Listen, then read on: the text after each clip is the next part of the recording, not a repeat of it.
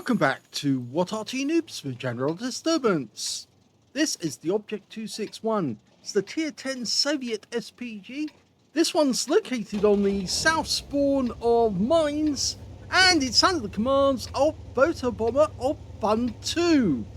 Now he's got an 18cm howitzer ready for action, 800 alpha, 45mm of pen, 9.5 meters on the burst radius between 11.5 and 29 seconds of stun, and a very fast fire rate as well.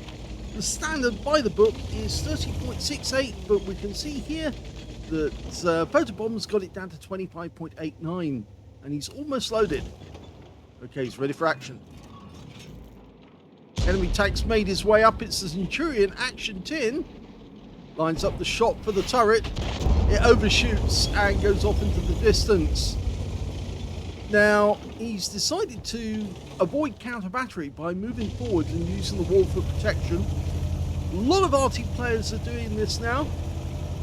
It does avoid the possibility that the enemy will get a chance to put a round on you. You can see now that Centurion Action 10 has 3 marks of excellence on the barrel. Rounds out.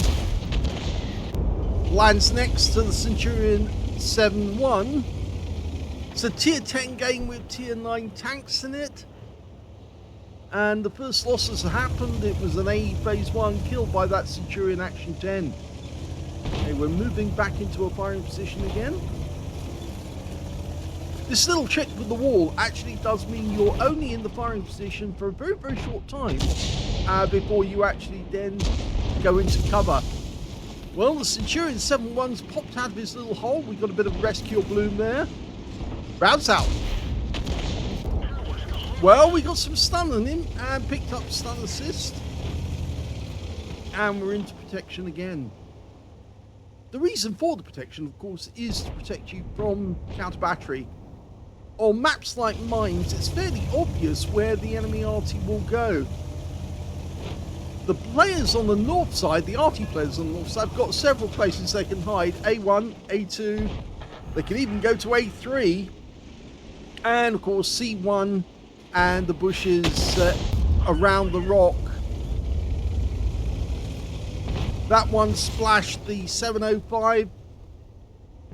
Now they've got plenty of choices, but the guys down in the south haven't got many. Obviously K8 is the most likely, which is the one we're in at the moment.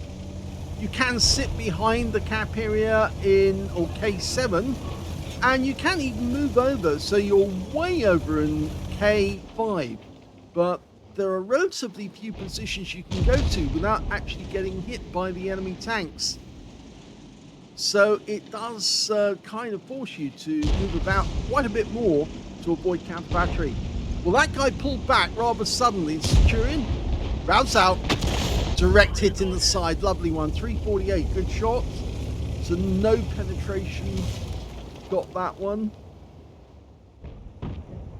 The only guys he's likely to penetrate on this map, if we look at the player list, will be the Strip 103B, the EBR 105, the enemy Ratchat 155-58, the Arty, and we've got a Strip 103 by the rear. And that shell overshot. RNG sent the shell nowhere near the aim point. And so, yes, we're watching this strip being held in position. Unfortunately, our UDES dies, but the strip is still there. And so long as this guy doesn't get away, and unfortunately he has, I thought for a second there we were going to get a kill. Now, he's not going to make a move over towards the cap because there's too many of our guys to shoot him if he does. So he's probably going to move away. But the enemy EBR is testing and seeing if there's a way that he can actually get a shell. And there's the Object 705 trying to help his EBR by getting damage on the enemy. Waffenträger auf Panzer IV seen in the background. Very little army on that one. I would have included him in the list of tanks that you can actually penetrate. Oh, that was sneaky. He fired the round in round the back of the rock, but the Waffenträger pulled forward again to take a shot, and so he avoided getting hit by that shell. So we're one down on the enemy at the moment, but it's early days. Okay, Sharp Future 4. And he's down at the base of the hill. Oh, he dies. He just went down to a Bosch 155, but we fire at the 705 and get a hit, direct hit on him. Whenever you hear that term critical hit, it really does make a difference, because usually it's either damage to the tracks, or it could even be a crew member's gone down. And if the crew member's gone down, it does reduce their effectiveness.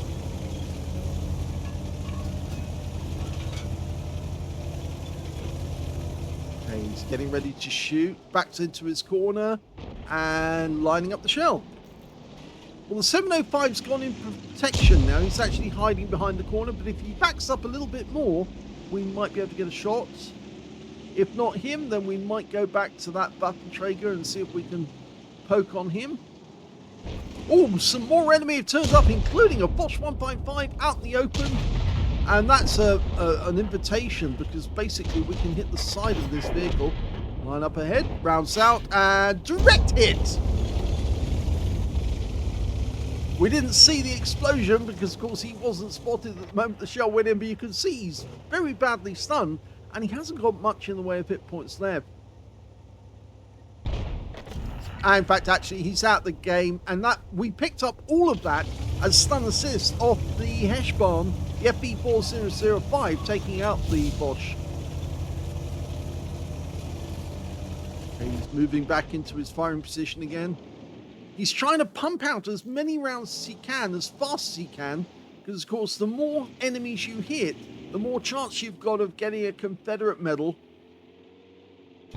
Photobomber's well aware that the most important thing of all is to maximize your damage, and also to hit as many enemies as you can so that you help all of your teammates. He fired that one in based on tracking back where the tracer originated. Worked out that the guy's in A2, just behind the rock. Now, that enemy Arty, if he did get stunned in the last shot, will probably change his position. Of course, the batch at 155-58 is an autoloader, a 3-shot autoloader. And so, if he hadn't fired all his rounds, changing his position is going to slow down his fire rate. Conqueror, rounds out. Direct hit again. Nice one. Only 136 because it hit the frontal armor.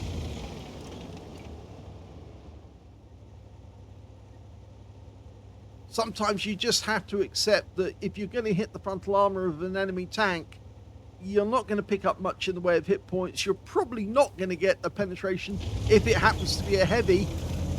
But it all whittles down their ability to keep pumping shells into your guys if they keep losing teammates, well, not teammates, but crew members, down to being stunned and critical hit.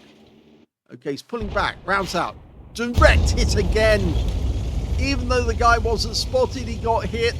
And now he's turned up and he's got a nice bit of stun on him as well.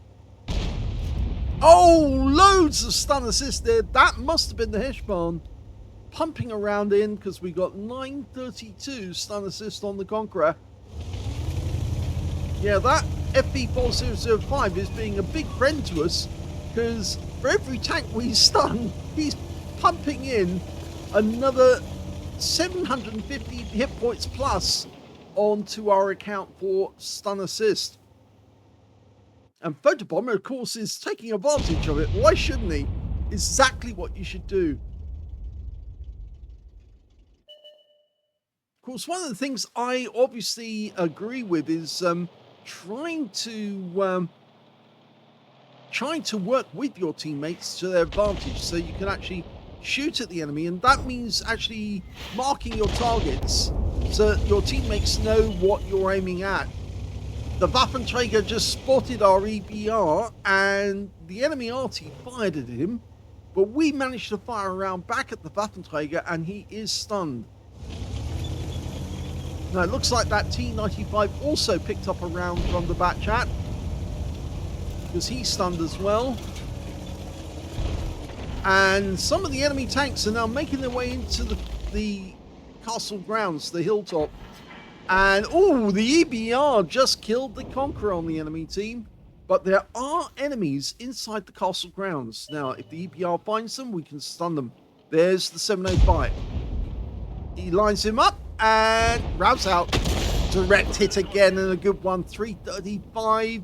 The EBR's making the rounds inside the castle. Unfortunately, the T-54E1 manages to finish him off. So I think he went in there once too often while there was too many enemy. But our T-95, our Doom Turtle, is now moving in, and he just got a big hit on the 705. Now we're going to pump around into that guy's rear. Yes! And the 705 goes down. Mind you, we did stun the T-95 in the process, or rather give him stun assist. A bit of stun. And now he's facing the T-54, but there's only 3 enemies left now. Now, if we do fire at the moment, it would be put the T-95 in the splash zone, but oh, he just goes down to the Heshbarn, who absolutely nukes him. Very good game, this one. Waffenträger is potentially, I would have thought he would have returned to his own cap area, but the Force 155 on our team is now moving up the west side of the map to see if he can find him. In the meantime, the Heshbarn, who's basically unhurt, so to speak. Well, he has lost a few hit points, but he's moved into the castle grounds to see if he can spot the enemy when they fire. Of course, the enemy Arty is probably going to be reluctant to shoot now, because now the Heshbarn's in the vicinity. Oh, and he did shoot! And the Waffenträger's just been spotted. Now, can we get a penetrating shot? It'd be very nice if we did. He's moving to try and shoot our Heshbarn, but it hasn't worked out well for him. But now we've got a shot. Clean shot. Rounds out. That was a hit. Oh, that was a beautiful one. That's a penetrating round and a fire.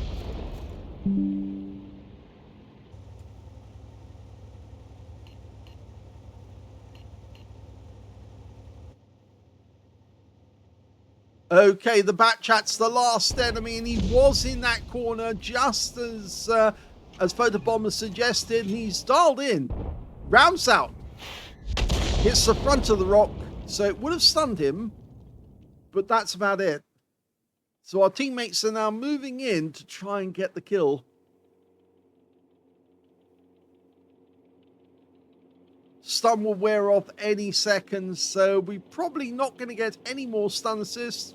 But we've had a fantastic game. It's about 2,500 on both assist and actual damage. And he puts another one in there just for good measure. And there goes the Batchat, taken out by the Heshbarn. And that is the end of the game. Well, that's another excellent game by Photobomber of FUN2 in the Object 261.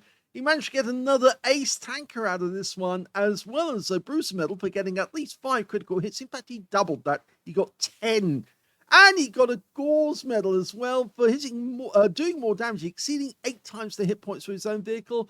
And because he maximized the number of tanks that he actually splashed or hit, he got a Confederate out of it as well. So even if the team had lost, he would have still come out of it with a medal, and that would have maximized his points. But his team won because, of course, he put in the effort to get a lot of damage on the enemy.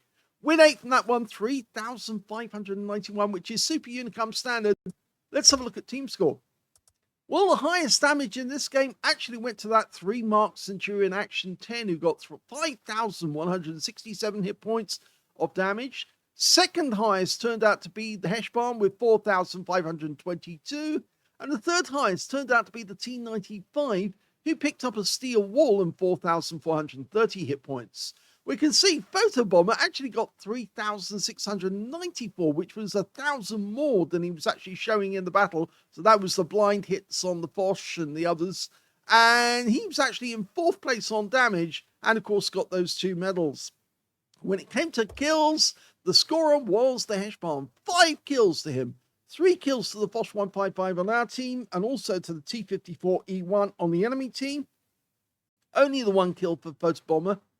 But when it came to base XP, you can see the top scorer was the Doom Turtle with 1,222, mainly down to the fact that he was tier 9 in a tier 10 game. So he was getting 10% extra XP for every tier 10 that he hit. And 994 went to the Hesh Barn. And in third place, we can see, yes, it's Photobomber, 976. So he wasn't far behind the Hesh Barn. And that's because of all the stun assist he was doing in that game. He fired 18 rounds, so he wasn't far off running out of ammunition. This thing only carries 20 rounds in total. 9 direct hits on the enemy, 1 penetrating shot, and 15 splash. We saw the penetrating shot. That was the Waffenträger. No doubt about that. The, where is he? Where is he? There he is.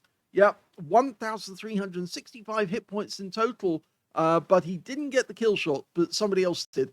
It doesn't matter if somebody else gets the kill shot, so long as he actually picks up a huge amount of damage in the process.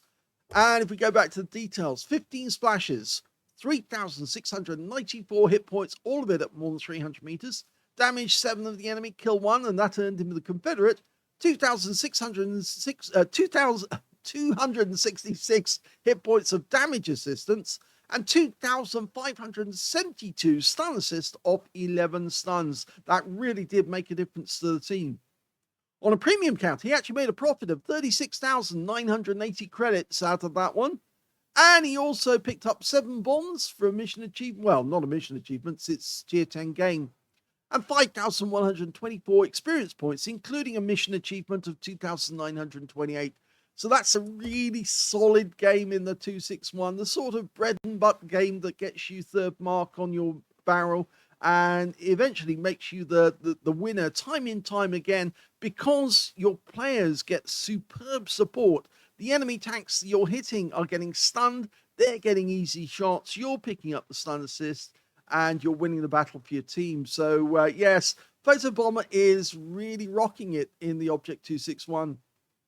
Hope you enjoyed that replay. If you did, please give this video a like. Do subscribe to our channel. Leave a little comment down below because it feeds the algorithm.